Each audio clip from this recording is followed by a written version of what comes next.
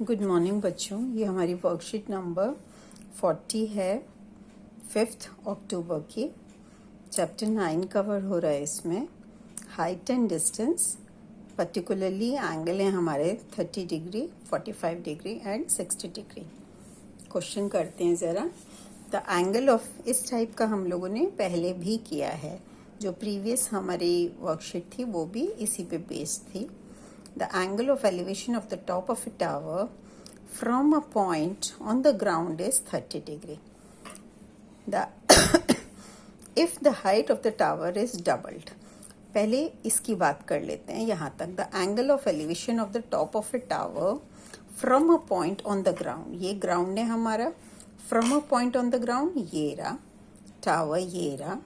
The angle of elevation of the top मतलब ये, और आइस हमारी यहाँ, तो कितना दिया हुआ है उसने 30 डिग्री। अब वो क्या कह रहा है, if the height of the tower is doubled, height of the tower, इस हाइट को सपोज मैंने 5 लिया तो इसको अब मैं यहाँ 10 ले लूँगी।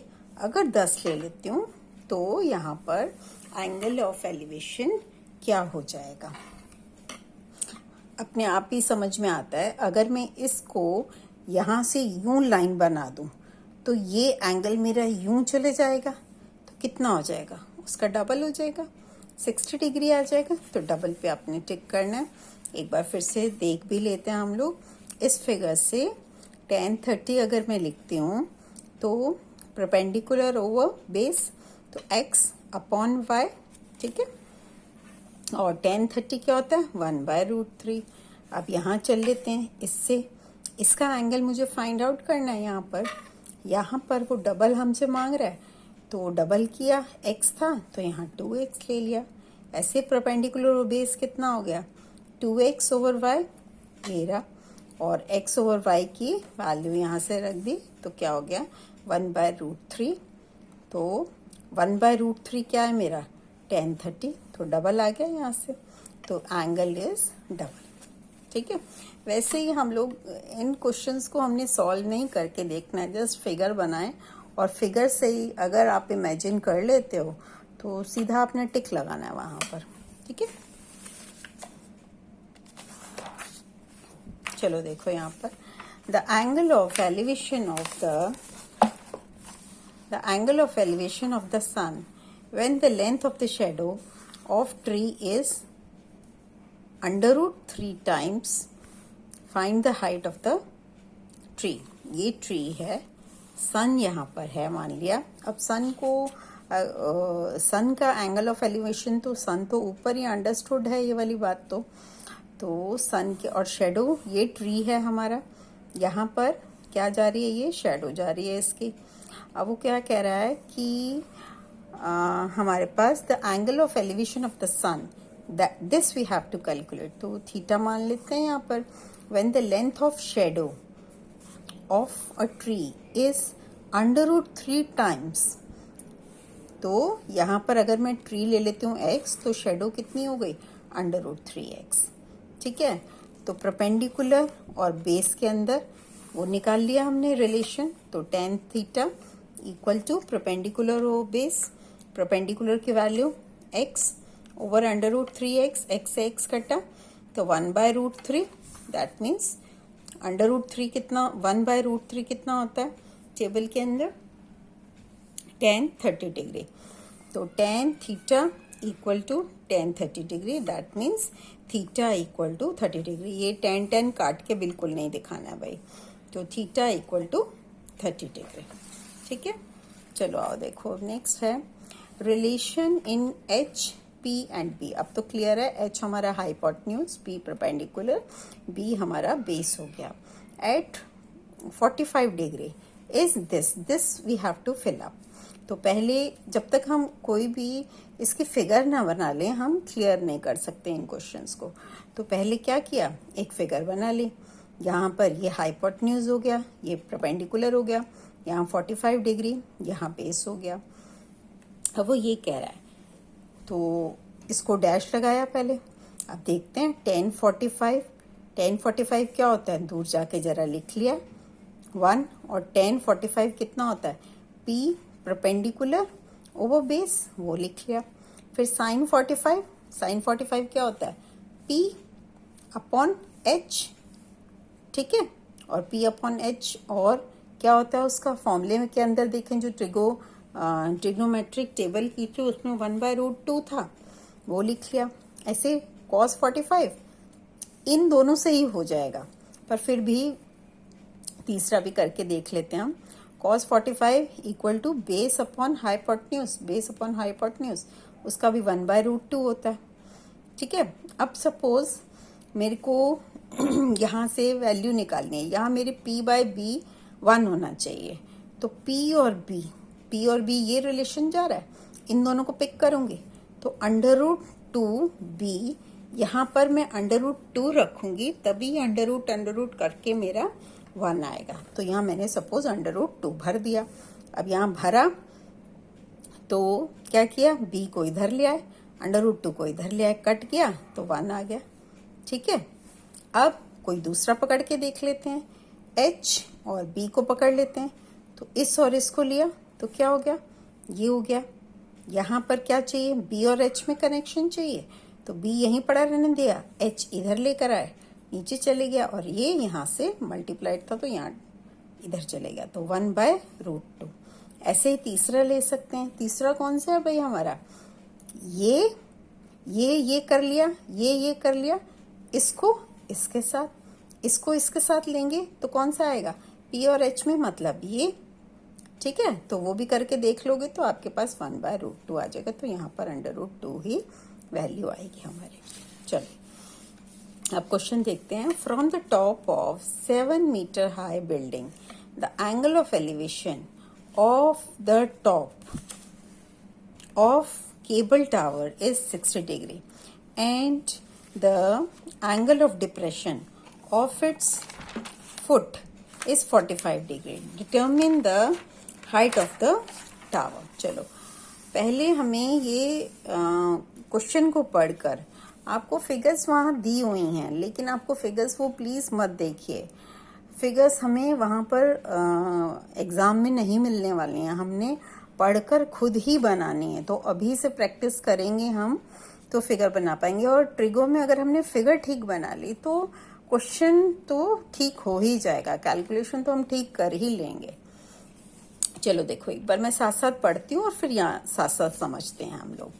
सबसे पहले उसने क्या कहा, from the top of 7 metre high building, from the top of 7 metre high building, तो एक बिल्डिंग है, बिल्डिंग खड़ी कर ली, ठीक है। फिर क्या कह रहा है, एंड द केबल टावर, एक केबल टावर खड़ा कर लिया, ठीक है। अब उसके बाद क्या कह रहा है वो, from the top of 7 metre high building the angle of elevation, यहां से the angle of elevation from the top of building, the angle of elevation of cable tower, angle of elevation of cable tower मतलब यहाँ, from कहाँ से, building से, तो eyes यहाँ बैठी है मेरी, ऑब्जेक्ट यहाँ है, तो ये मेरा क्या हो गया, एंगल ऑफ एलिवेशन 60 डिग्री आ गया।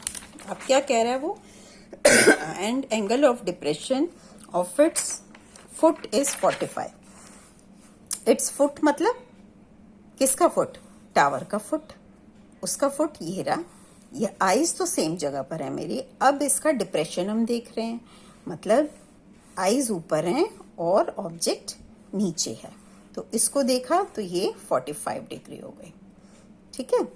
और जो पिछली वाली में हम लोगों ने क्या किया था कि एंगल ऑफ एलिवेशन और डिप्रेशन बराबर होते हैं, ये 45 है तो इसको भी क्या होना पड़ेगा, 45, ठीक है।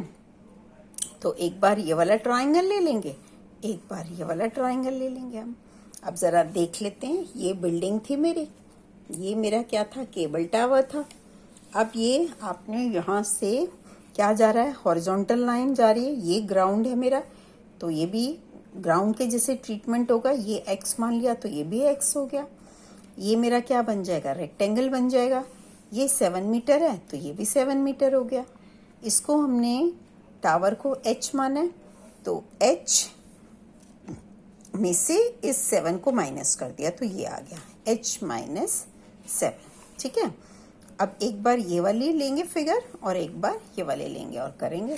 ठीक है, चलो देखो वही, और ये सब चीज़ें ज़रूर लिखनी है आपने हर क्वेश्चन में कि ये मेरा क्या है, बिल्डिंग है, ये मेरा टावर है, ये लेंथ मैंने x ली, ये h ली, ये सारा का सारा क्लियर होना चाहिए। ठीक है, वो जो मैंने अभी समझाया वही सारा वर्ड्स में यहाँ लिख दिया। चलो देखो, now in right angle triangle ABC में हमने चेक किया, मोस्टली इन क्वेश्चंस में अगर परपेंडिकुलर है और बेस है तो आपको tan ही लगाना है।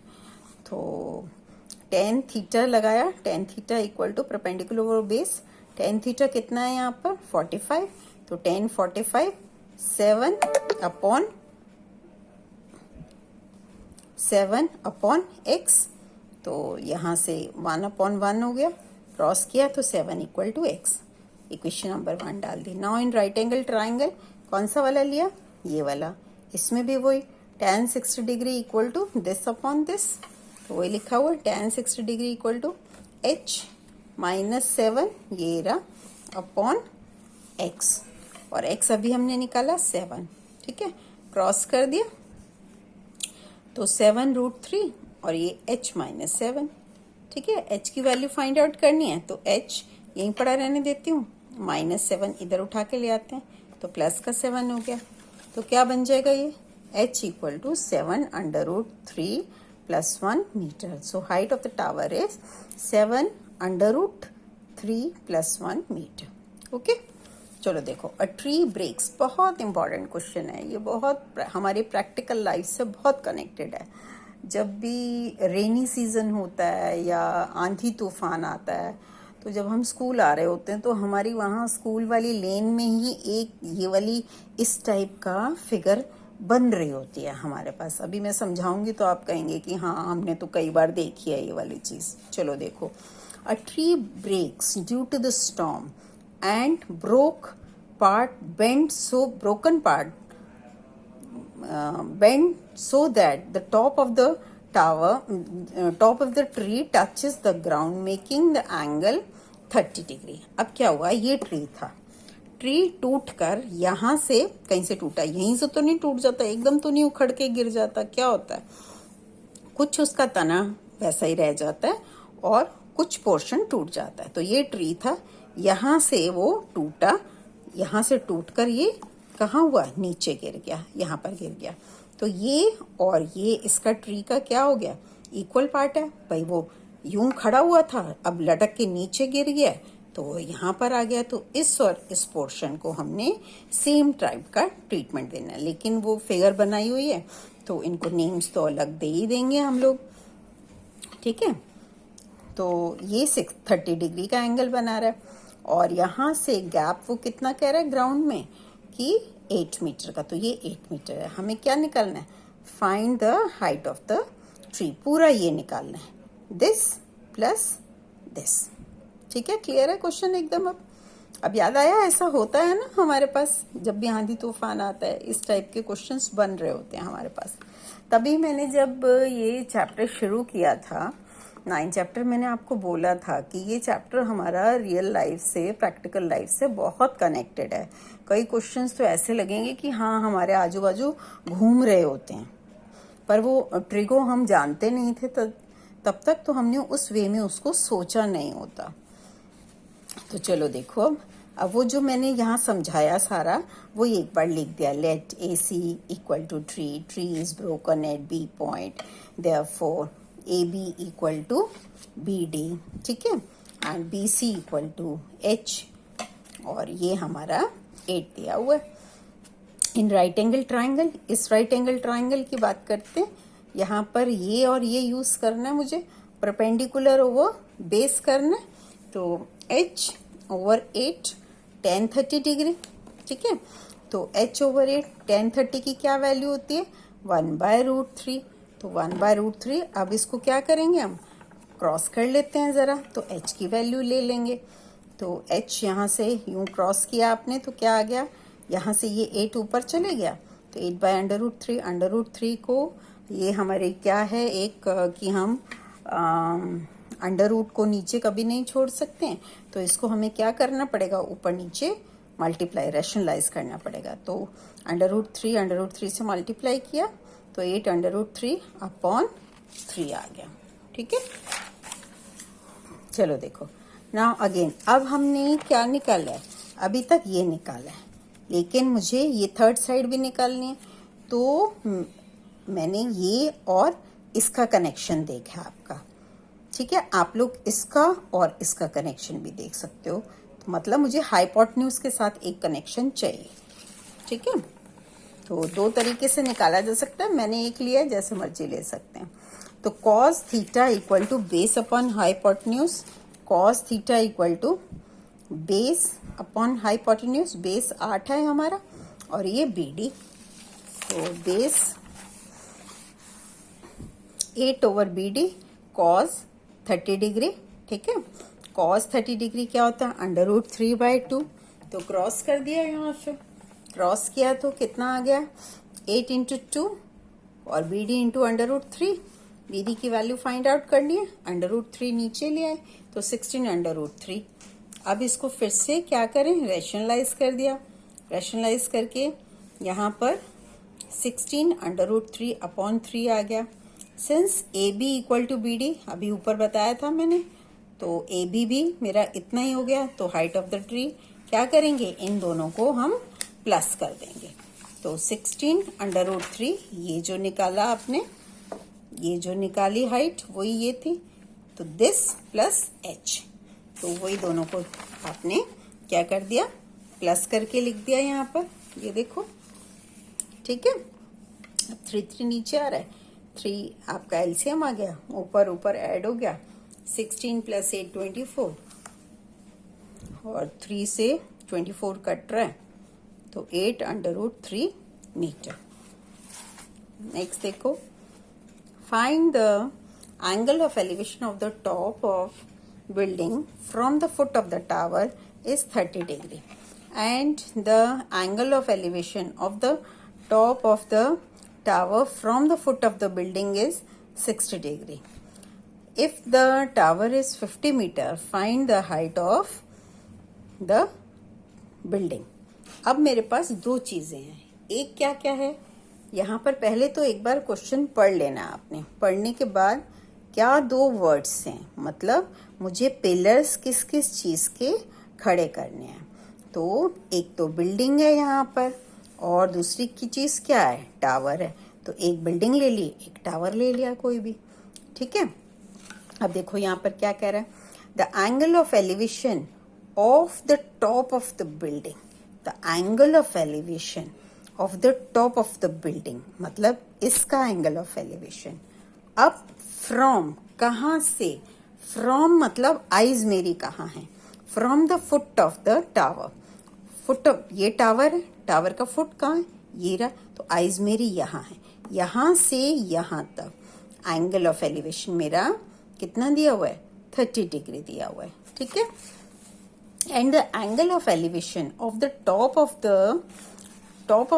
Tower, top of the tower from the foot of the building, building के फुट से, मतलब आइज यहाँ है और ऑब्जेक्ट यहाँ है, तो इसका एंगल ऑफ एलिवेशन कितना बता रहा है, 60 डिग्री। तो वो लिख लिया। 50 मीटर वो टावर की ऊंचाई बता रहा है, वो लिख ली। और हाइट मुझे बिल्डिंग की निकालनी है। कभी कभी हम लोगों से क्या हो जाता है कि हम लोग ये उल्टा सीधा कर देते हैं कि यहाँ आपने बिल्डिंग ले ली, यहाँ टावर ले लिया। अगर हो भी जाएगा तो गलती अपनी पकड़ी जाएगी। मैं अब बताती हूँ कैसे। अब सपोज बिल्डिंग मैंने यहाँ ली होती, टावर यहाँ लिया होता, तो उस केस में क्या होता, ये 30 डिग्री में बनाती और ये 60, तो वो अपने आप ही पता चल जाता है कि अरे ये तो इसकी लंबी है मेरी साइड और ये मेरा यहाँ पर 30 बनाएगा और इसकी छोटी है तो 60 बनाएगा। नहीं, अगर हाइट ज़्यादा है तो 60 बनाएगा वो। ठीक है, तो वहीं से समझ में आ जाता है। चलो देखो, अब मैं क्या करूँगी, एक बार ये, एक बार ये ले लिया, तो एक बार ये ले रही हूँ भाई, BCD ले लेती हूँ, ये रहा। तो tan 30 degree h over x, तो 1/√3, तो क्रॉस किया तो ये आ गया आपके पास, इक्वेशन 1 डाल दी। फिर again in right angle triangle ABC ले लिया, ठीक है, ये डाल दिया। फिर अंडर tan 60 डिग्री की वैल्यू डाली √3, फिर x की वैल्यू डाल दी यहाँ पर। तो x इक्वल टू x इधर कर ले लिया और इसको इधर ले आए, तो यहाँ पर 50 इक्वल टू x √3, x की वैल्यू पुट कर दी यहाँ पर, जो इक्वेशन 1 में निकाली हमने।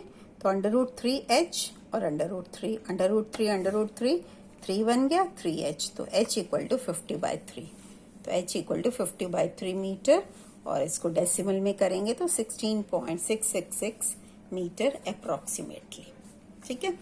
नेक्स्ट क्वेश्चन देखो, the angle of elevation of the top of the tower from the 2 points distance S and T from the foot of the complementary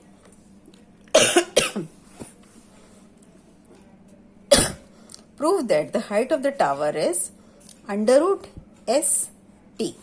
देखो यहाँ पर क्या है, the angle of elevation of the top of tower, ये tower है, angle of elevation of top of tower is, यहां से मतलब ऑब्जेक्ट मेरा ये है, फ्रॉम 2 पॉइंट्स ले लिए ग्राउंड पे,